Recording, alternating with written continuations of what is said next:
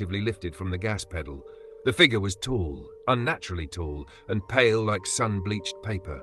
Its limbs were too long, bent oddly like broken branches. It had no eyes, just smooth, blank flesh where a face should have been.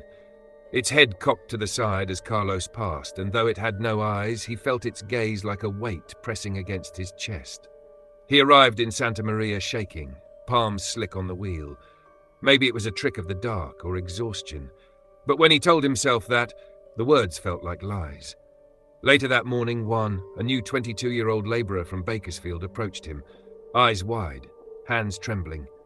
"You drive the 166 this morning?" he asked. Carlos nodded. "I saw something." Juan's voice was barely a whisper. It stood up from the bushes, tall, pale, no eyes. Carlos felt ice slide down his spine. That week passed in a fog. No more creatures, just long days and longer nights in his motel room. But the following Monday, as Carlos made the early morning drive, he noticed a familiar car pulled off into a turnout. Juan's Honda Civic. He pulled over, heart thudding. The driver's door was ajar, the keys still in the ignition. No sign of Juan. Carlos stepped out and called his name, his voice swallowed by the still desert air.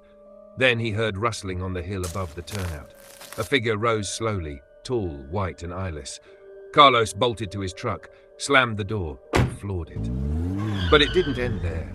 Every few miles, more figures emerged from the brush, rising in perfect silence, one after another, always at the edge of his vision, unmoving yet always closer than before. They didn't chase, they watched. It wasn't until he saw the first glow of Santa Maria's lights that they stopped appearing. Juan never showed up to work. Carlos reported it. His supervisor offered a half-hearted nod and said, "You've been working too hard. Take some time off." 2 weeks later, Carlos returned to the highway, convincing himself it was stress, maybe even sleep paralysis behind the wheel. He never made it to work.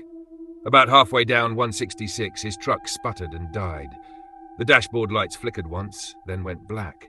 He coasted to a turnout, cursed, and stepped out into the chill dawn air. He popped the hood, checked the battery, jiggled wires, nothing obvious. Then he heard it, rustling. He turned. They were there, dozens of them. Tall, pale, faceless things, lining the road, in the bushes, on the hillside, in the bed of his truck, watching, surrounding. Carlos screamed.